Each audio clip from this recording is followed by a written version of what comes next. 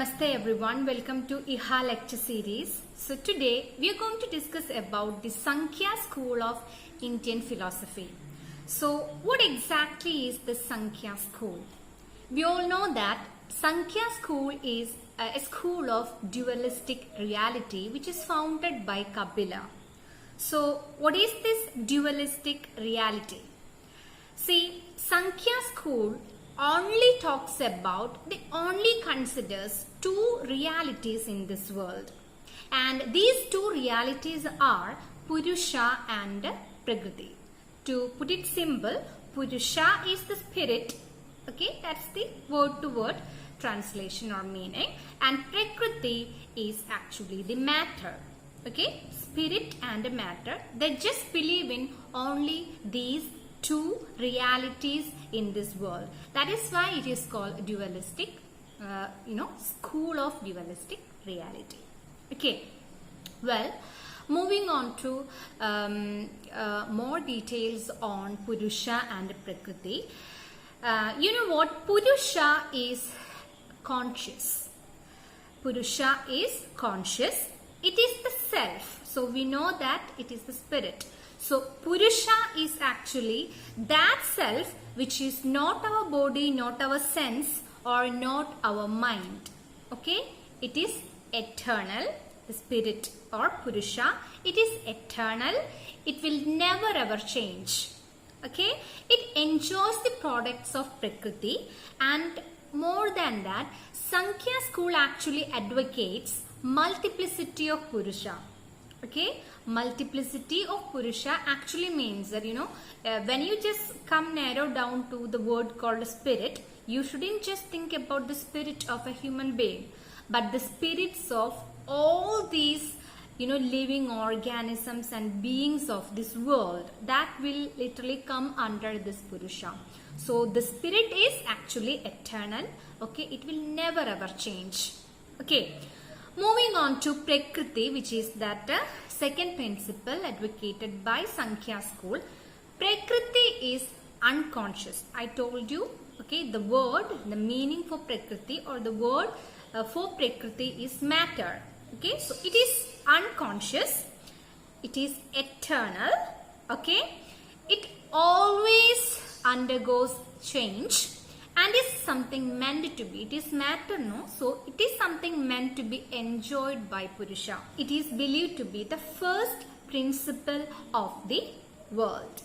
Okay, and moreover, it consists of three gunas, and these three gunas are Sattva, Rajas and Tamas. Sankhya school believes that these three gunas are held in perfect equilibrium at the time of evolution. And they also believe that these three gunas undergo disturbance in the presence of Purusha. So, in the presence of Purusha, these three gunas combine with each other into different proportions and to become everything that we see in the world. Moving on to these three gunas in detail, Sattva is supposed to be constructive. It is the most positive among these three gunas. It is constructive, it is harmonious, it represents goodness and joy. Okay, so every human being consists of all these three gunas but in different proportions. Okay, so Sankhya school or Indian philosophy itself, they believe like you can control these gunas. Okay, what you have to leverage is actually this Sattva guna, and for leveraging it you can do it by yoga, okay, by practice of yoga and together with controlling the food that you eat. Okay, in order to boost the Sattva gunas in a human being, Sankhya school or of course the yogic school too, they say that you have to eat fresh vegetables. Okay, the vegetable which grow above the ground just because it receive energy from sunlight. Okay, well, and of course abstaining from eating meat, some other kind of negative products too, according to them.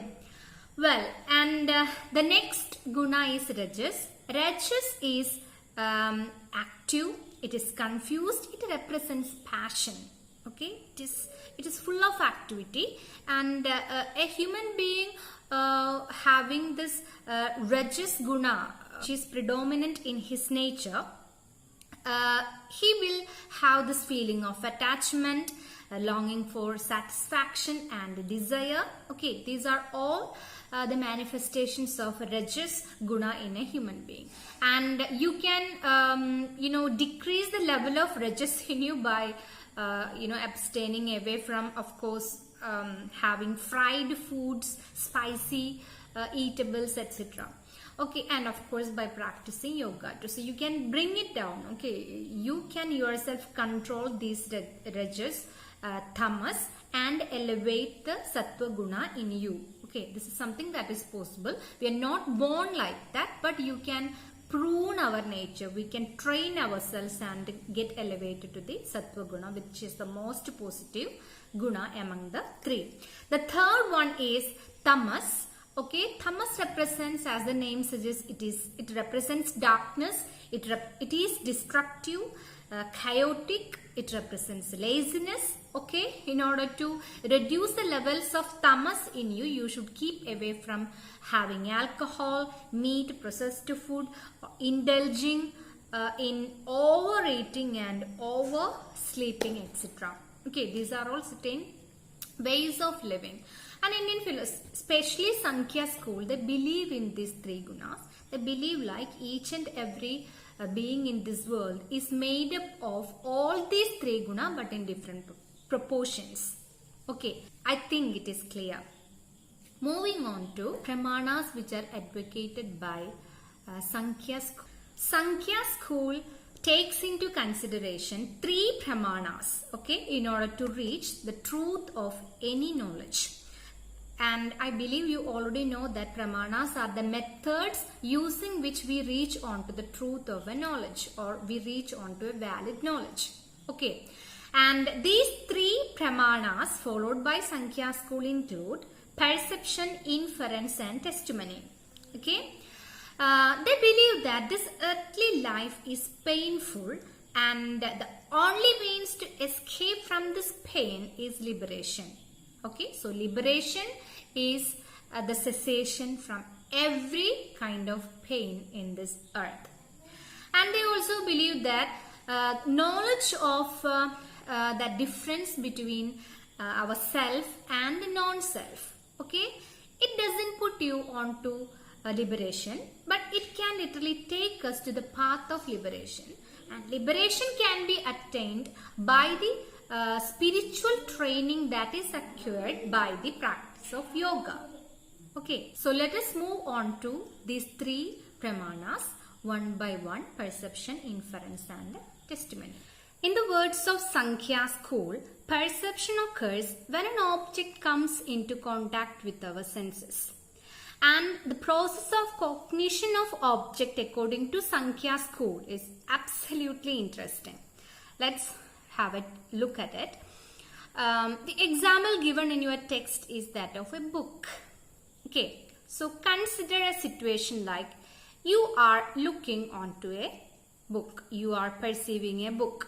What happens is this book and your eyes come into contact with each other.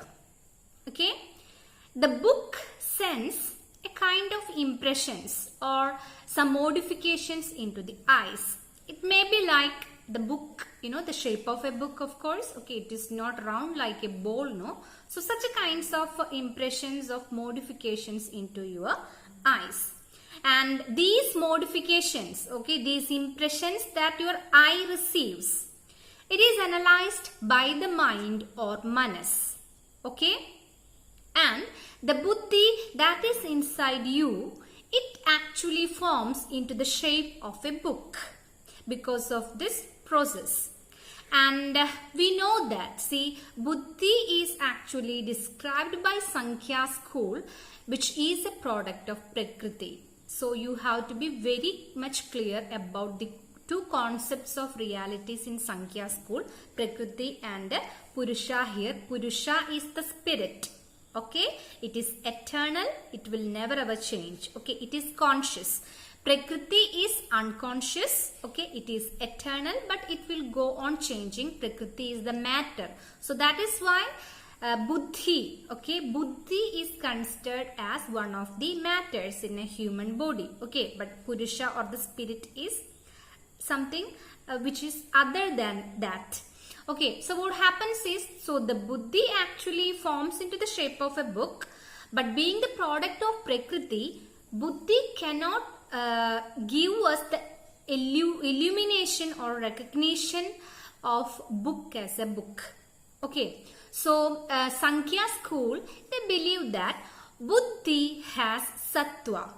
Okay, just because Buddhi has sattva, it can illuminate by itself like a mirror illuminates light which falls upon it. When this Buddhi comes into contact with the Purusha or that conscious self, okay, so it's only in the presence of the conscious self, that is Purusha, that is the spirit, the Buddhi actually conveys that the form that it had already gained, okay, as cognition into our own self. You're getting it? And this is how we start understanding or cognizing the objects in the world.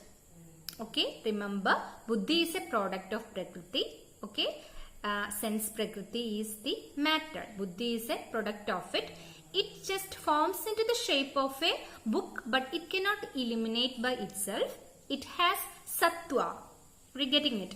And because of that, it can illuminate as a mirror can. Okay, so Buddhi does the function of a mirror over here in the presence of conscious self. Only if the spirit is present in that body, Buddhi can reflect that cognition out. And this is how we understand an object as an object. Don't you think that it's really, really fascinating and interesting? Just like Nyaya, Sankhya school also has two stages of perception. Okay, indeterminate and determinate. Okay, when you see that book in front of you, you have not recognized it, no, you have not cognized it, no. So that is the stage called indeterminate stage of perception.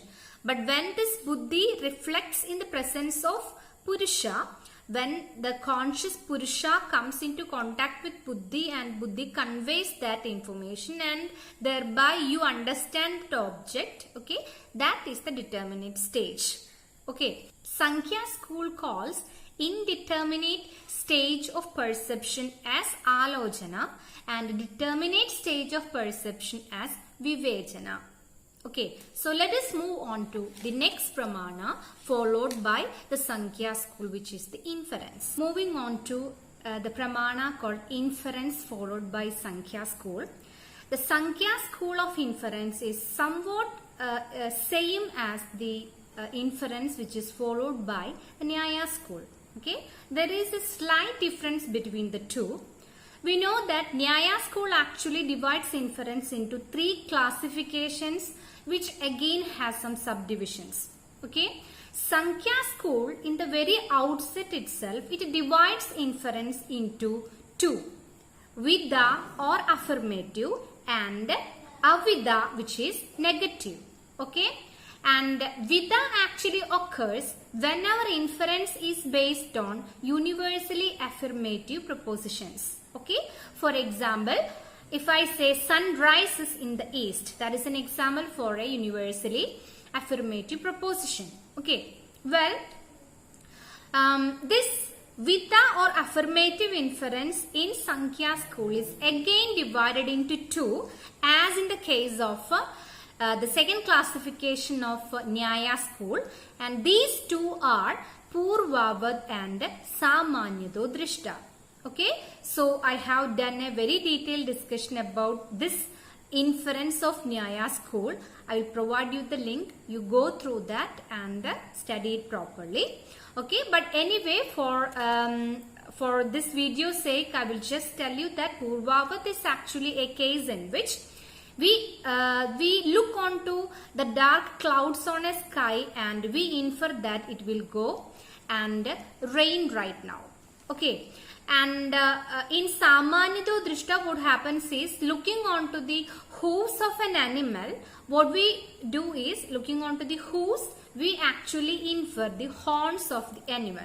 Okay, horns of the animal. So what happens over here is we infer one cognition according to two things which will always universally coexist.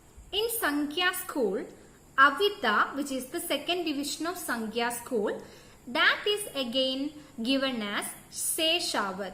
Okay, Seshavat is actually again a classification you can see inside Nyaya school. It comes into the second classification.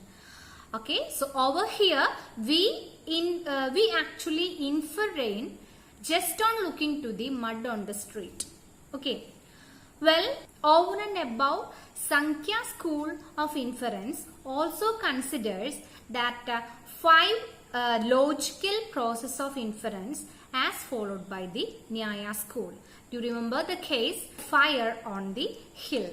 Okay, so that's also there inside the video Nyaya school part 2. I will provide you the link. Okay, you go through it. I have literally discussed it in a clear way.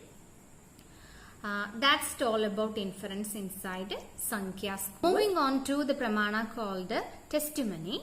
See, there are many matters in this universe which you cannot perceive, or you can go for an inference in order to reach on to the truth of a knowledge, isn't it? So Sankhya school believes that all those cases in which you cannot come into a judgment using perception on inference, all those matters should be provided with this pramana called a testimony. Okay, so here in that case you can consider the statement of an authoritative person. Okay, and we know that this statement of an authoritative person is also called Apta Vajana. Okay, inside Sankhya school. Okay, remember that term, Apta Vajana. Well, generally this testimony or Shabda, it is divided into two. Okay, Laukika, which is the statement by reliable persons. Okay, and Vaitika, which is the statement of Vedas. And over here, Sankhya school rejects completely the first case, that is Laukika. They only assert the case of Vaitika, which is the statement which is there inside Vedas. Okay, so these are the 3 pramanas in Sankhya school: perception, inference and testimony. I believe all the ideas that we have discussed are pretty clear with you. I just want to add one more school to it, just because it's a part of or it is an allied system of Sankhya school, and this is the yoga school. Okay, so this yoga school actually follows the etymological position held by the Sankhyas, and according to that they believe in perception, inference and testimony. Okay, so if at all you get a question on yoga school, you just go and write all the ideas that you have studied in Sankhya school. Okay, the pramanas. Okay, the pramanas which are followed by the Sankhya school, it is as such followed by the yoga school. Are you getting it? So I hope it's clear. We will be discussing the next school, which is the Mimamsa school, in the next video. And until then, I am Mona signing off. Thank you.